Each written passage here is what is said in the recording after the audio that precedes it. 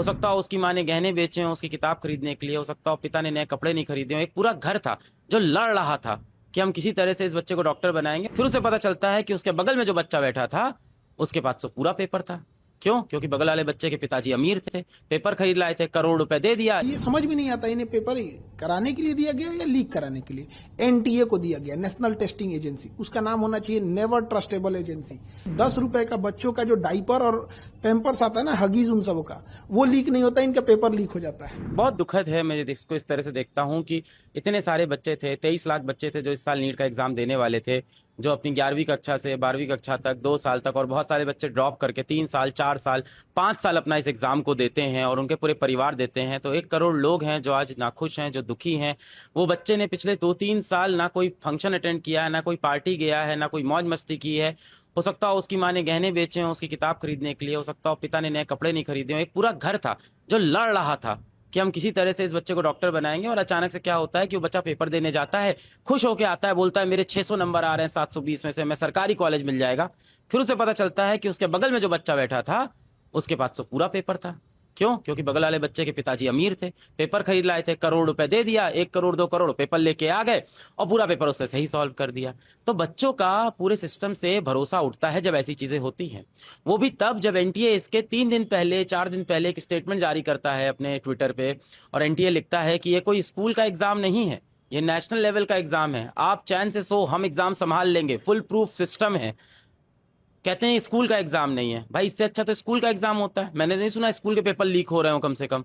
तो इतनी बड़ी नेशनल एजेंसी का पेपर लीक हो जाता है, जो बच्चे डॉक्टर बनने जा रहे हैं उनका सपना टूट जाता है। अब बच्चे सोचिए कितना मेंटल प्रेशर में होंगे। 3 साल 4 साल इस एग्जाम की तैयारी की और जाके पेपर दे के आए, पेपर अच्छा हो गया, आप सोच रहे थे रिजल्ट आएगा, उम्मीद थी। अब एनटीए आज बोलता है ये पेपर कैंसिल, तुम्हारी उम्मीदें कैंसिल, बेटा चलो वापस से पढ़ाई करो। कितने बच्चे थे जो मजदूरी करते हैं, हम से पढ़ते हुए बहुत से बच्चे होते हैं जो खेतों में मजदूरी करते हैं, दुकान में काम करते हैं, घर घर में काम करते हैं, साथ में नीट की तैयारी करते हैं, किसी तरह से समय निकाल के तैयारी कर रहे थे। अब वापस वो अपने काम पे चले गए होंगे, पैसा कमा रहे होंगे, घर में कोई बीमार होगा, वापस आके फिर से पढ़ाई करनी है। बहुत सारे बच्चों का सपना यहाँ से टूट जाएगा। तो ये बहुत दुखद है। एनटीए बोलता है हम इस चीज की जिम्मेदारी लेते हैं, तो जिम्मेदारी तो एनटीए लेगा ना, आके पुतिन साहब थोड़ी जिम्मेदारी लेंगे। और जिम्मेदारी लेने से क्या चीज बदलाव होगी? ये जो नीट पेपर हुआ है, ये लाखों बच्चों के जीवन के साथ खिलवाड़ है, उनका कॉन्फिडेंस तोड़ा जा रहा है।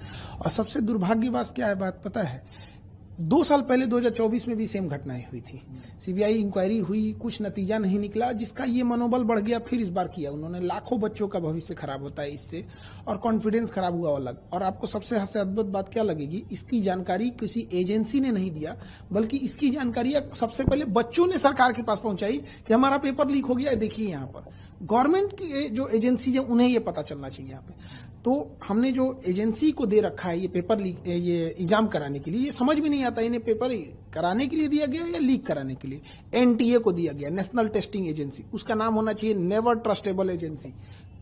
मतलब आप समझिए 10 रुपए का बच्चों का जो डाइपर और पैम्पर्स आता है ना, हगीज उन सब का, वो लीक नहीं होता, इनका पेपर लीक हो जाता है।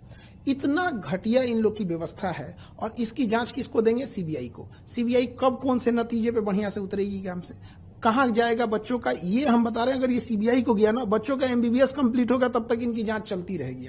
सुप्रीम कोर्ट के किसी रिटायर्ड जज को इसका एक ऑब्जर्वर बनाना चाहिए, और एक टाइमलाइन के अंदर में कौन जिम्मेदार है उसको कड़ी सजा होनी चाहिए। अगर सजा नहीं होगी तो फिर आज राजस्थान केरल नाम आ रहा है, कल कोई और राज्य नाम आएगा यहाँ पे, बट अल्टीमेट बच्चों का भविष्य खराब हो जाएगा इससे। एकदम खिलवाड़ किए हैं। प्रधानमंत्री को इसमें व्यक्तिगत रूप से इन्वॉल्व होना चाहिए और कड़ी से कड़ी उन लोगों को सजा दिलाना चाहिए, और सुप्रीम कोर्ट को भी इसमें आगे आना चाहिए। देखिए इसमें लॉस कहां होगा, जब कभी भी हिस्ट्री उठा के देखिए, जब भी पेपर लीक होता है तो अगला जो पेपर होता है वो एजेंसी दुश्मनी करके बनाती है। 2024 में पेपर लीक हुआ नीट का, उसके बाद क्या हुआ, बच्चों के जान निकाल दिया गया, इतना टफ बनाया। 1997 में 1997 में लखनऊ से होता क्या है, आईआईटी जेईई का पेपर लीक होता है, उसके बाद जो टफ बनाया, जान निकाल देता है बच्चों का। 2015 में नीट ना होके एआईपीएमटी जब होता था, तो जब पेपर लीक हुआ था उसके बाद इतना टफ बना देता है कि बच्चे अब डिप्रेशन में चले जाएंगे यहाँ पे। सोचिए उन बच्चों का क्या होगा जिनका 700 से प्लस नंबर आ रहा था, जिसका 650 आ रहा था। हर बच्चे का अपना एक स्ट्रेंथ होता है, कोई टॉपर होते हैं, कोई सिलेक्शन वाले होते हैं, कोई रैंकर्स होते हैं। तो जिनका सिलेक्शन इस बार हो रहा था ऑफिशियल वेबसाइट से, उन्होंने आंसर की मिला लिया था। अब बच्चे हम लोग के पास आ रहे हैं डिप्रेशन लेके। एक बच्चा था इतना पढ़ने में बढ़िया था, उसकी मम्मी डेथ कर गई थी इसी जनवरी में। उसको हम लोग ने इतना मोटिवेट किया कि बच्चे देखो पढ़ाई करो, अच्छी बात है, अगर अच्छा एग्जाम निकाल लोगे तो तुम्हारे सब कुछ घर की चीजें सही हो जाएगी। आज वो बच्चे को हम किस मुंह से जाएंगे वहां पे? आज वो पूछ रहा है हमारे ऑफिस में, हमारे पास हिम्मत नहीं है कि उसके सामने जाके कह सके, वो तो टूट जाएगा। और एनटीए को क्या समझ में आ रहा है